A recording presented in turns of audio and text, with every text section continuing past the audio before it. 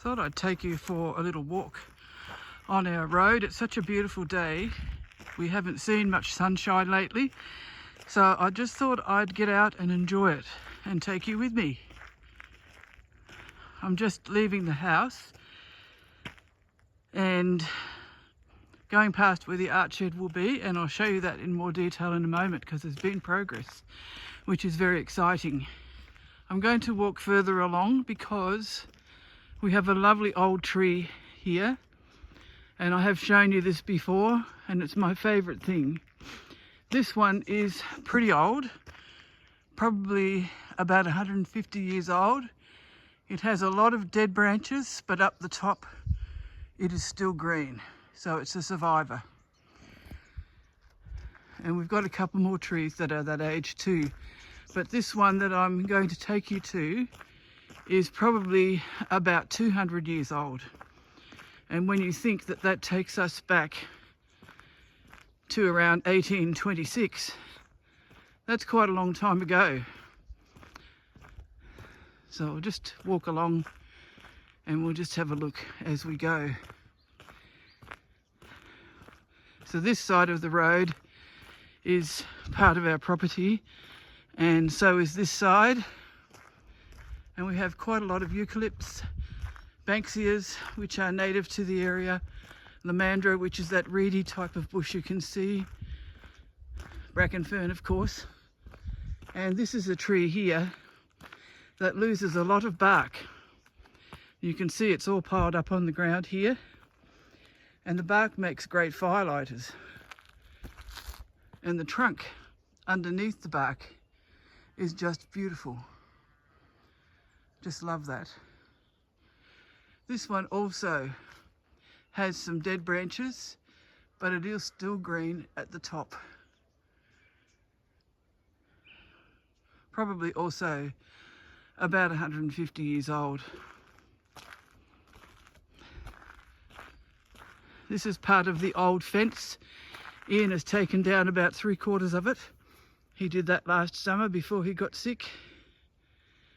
But now, of course, he's had to recover from not being well, so he hasn't been able to do it. I think he still hopes to, though. He's getting stronger all the time, which is really good.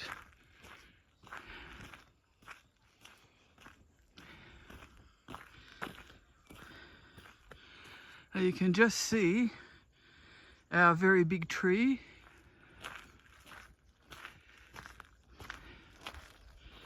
Here's some lovely lichen on this dead tree. Apparently lichen takes about 25 years to grow, so it's important not to disturb it. I do sometimes harvest it from fallen limbs, but even then I don't really like to take it. There's some more. Just beautiful.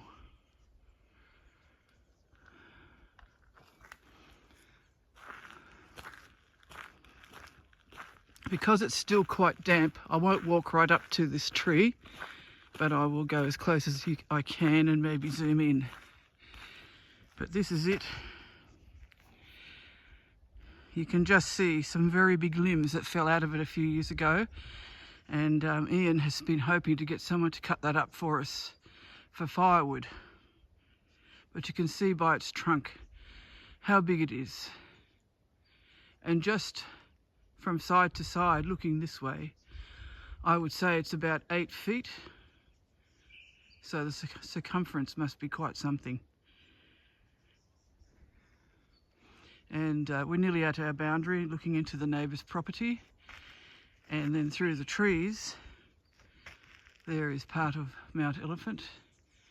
And then if I keep turning around, you can see the bush from across the road, and then the access road back to the house. Just going back now, past the tree with all the bark, and back to the house. And I just wanted to tell you, and hopefully not getting emotional, because when I tried earlier I did, just to let you know that my middle sister passed away last Saturday after a battle with cancer only for about 6 months. And we think her heart just gave out. So she passed away on Saturday morning. It was a shock because she had seemed to be recovering. She was actually out with her husband when she collapsed. So it's quite a difficult week for us. We've got the funeral on Monday and we'll be staying with friends for that and seeing family, of course, which is always special. After we got into Launceston, we spent time at my brother's place with the rest of my siblings except one who was too far away, and 2 of my sister's children and her husband. And that was a good thing to do. It has been a struggle because even though she'd been battling cancer, it was sudden. She had seemed to be recovering and was able to do things, had even had to have a partial hip replacement during all this about a month ago, and recovered from that and was able to walk. But it was not to be. She was a fighter, but she's at rest now.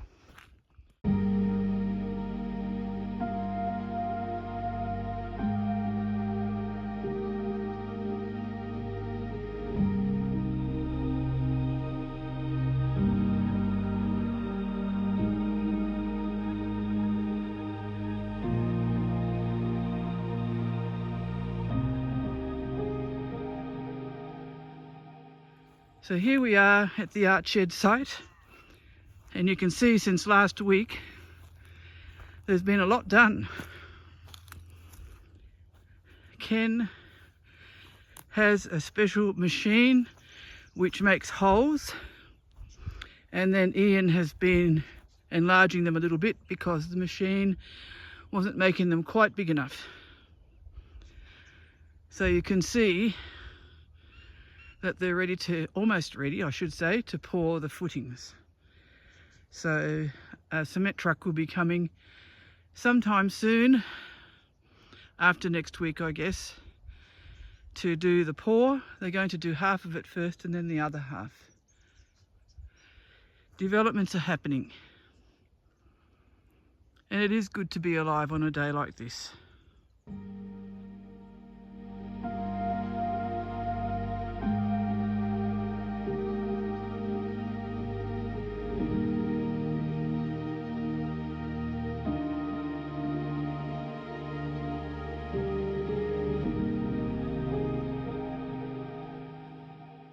The day after we came back from Launceston, after spending time with family, I felt I needed to do something creative just to help calm my mind and give me a focus. I wasn't having a very good day that day. I was quite wobbly. So I found some templates that I'd used for another project, traced them, and then I thought rather than using them as templates, maybe I should use them to make a stencil. So that's what I did. This is the stencil. I cut 2 vase shapes out, which were some of the original pieces, and some circles, and then I made some extra ones in strips. And I didn't want them to be perfectly straight because I wanted it to be a bit organic, and then a wavy line for there. And then I used this template for the 3rd layer for these art prints. When I say it's the 3rd layer, that was the final layer. So the original layer I did with crumpled tissue paper that was left over from some packaging. And then the 2nd layer I did with 2 colours, which varied between the prints, and 2 of my stencils, this one with circles and this one with kind of squarish shapes. And the 3 layers together worked really well. I was really, really happy with them. Again, I've used earth paints. As you know, I only started jelly printing when I worked out that I could use natural paints instead of acrylics. These 2 are quite similar, but not the same, because I changed where the stencils were, the colours have changed slightly. Also, the quality of the paint is slightly different. Sometimes the earth paint separates from its binder and you get interesting effects like this. Those 2 I've called vases, and this is the 1st print and this is the 2nd one. The 3rd one is a different colourway because as I was working, and I ran out of one colour, I replaced it with another colour. Here I have emerald green. This is a brilliant yellow, but it's mixed with a bit of white, so that's toned it down. And then the other colours are also shining through. There's some red in the background and a hint of blue or purple as well, which I think was in the crumpled paper first layer.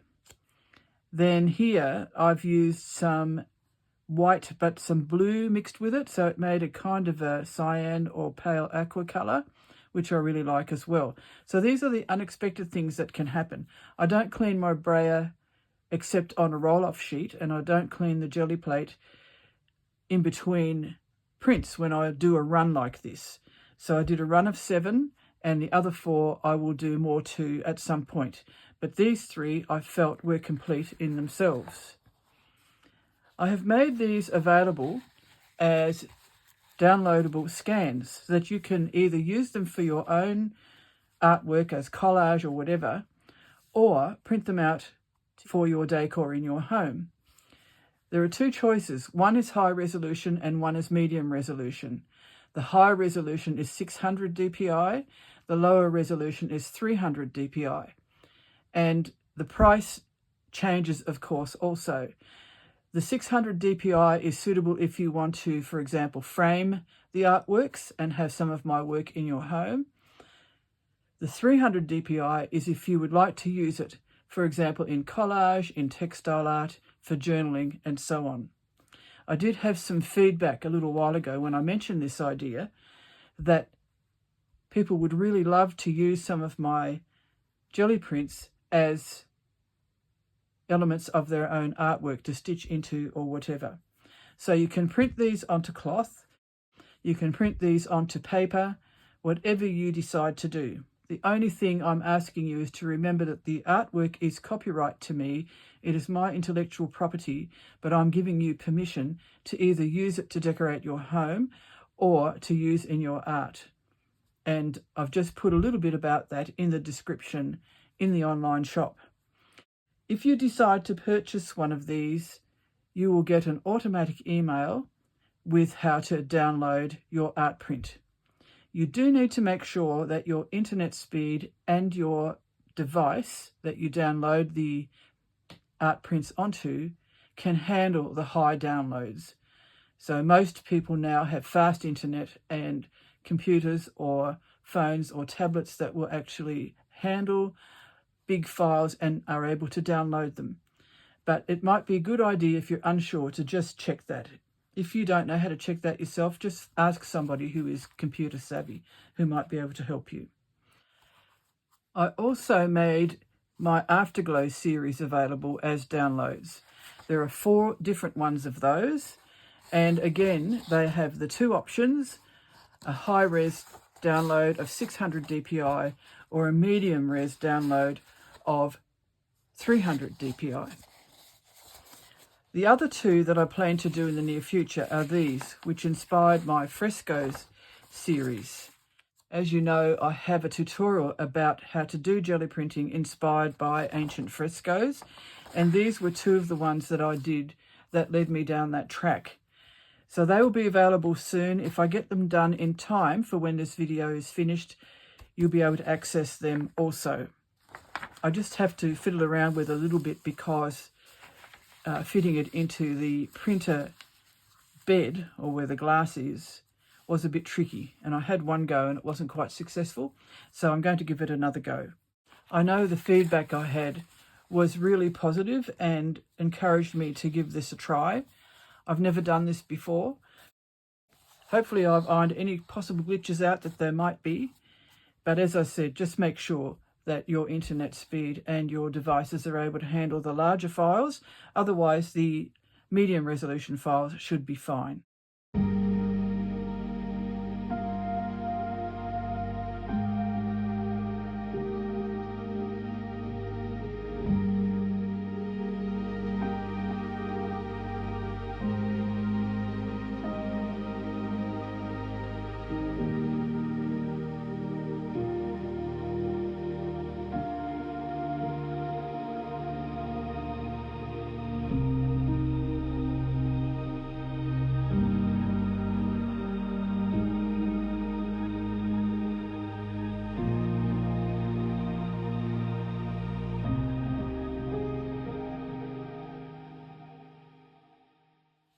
I shared in my last video that I'm making a cover for my second journal for Words 2026. This journal holds from January to the end of June, and this one from July to the end of December, once we've made them.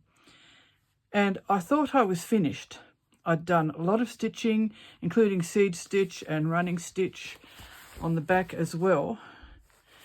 But then I remembered that someone had commented either on Facebook or on YouTube, because I had run out of my butterfly material, maybe I could stitch some butterflies on this, just so that they connected a bit more. I mean, they already connect, to do with the fabrics and the couching and the buttons and so on. And I thought that's really a good idea. So what I did was I actually photocopied some of the butterflies on my printer. And inside, when I take this out, there are more butterflies here, here, and here. And I think on the back as well. Yes, here we go. There's another one. And that meant, once I'd photocopied them, I could cut out the bits that I wanted and then print them out onto cloth. I have some printable cloth. I have printable cotton, printable silk, and printable silk organza. I printed it out on all three of those because I wasn't sure which would look best on here. I'm sort of thinking towards organza, but I'm not sure. This one is the organza, this one is the silk, and this one is the cotton. So it just depends which one looks the best when I peel it off its paper backing, because they have a kind of a, I don't know, plastic coated paper backing, so it will go through your printer and not get jammed. A few videos ago I mentioned about printing on organza, I think. So what I'll do is, if I get a chance this week, I'll cut these out and then I will hand stitch them in different places on the cover of my second journal. And hopefully that way there will be even more ways to connect the two journal covers together.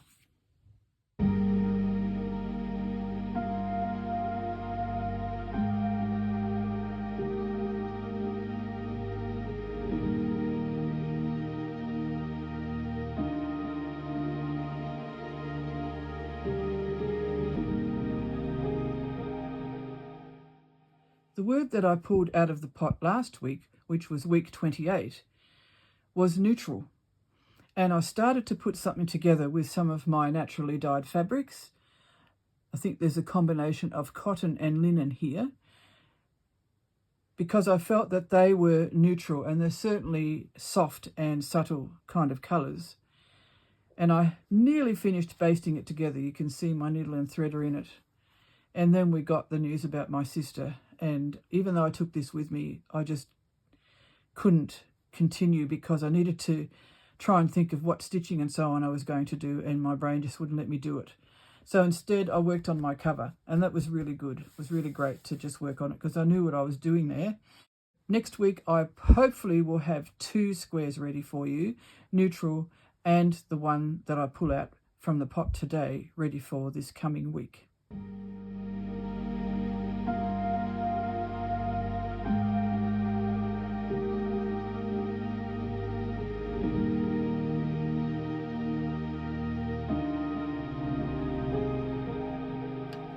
I'm now going to pull out the word for week 29 in Words 2026. Looking at the ceiling so I don't accidentally see any other words, and trying to get one out at a time. I think I've got 2 in there.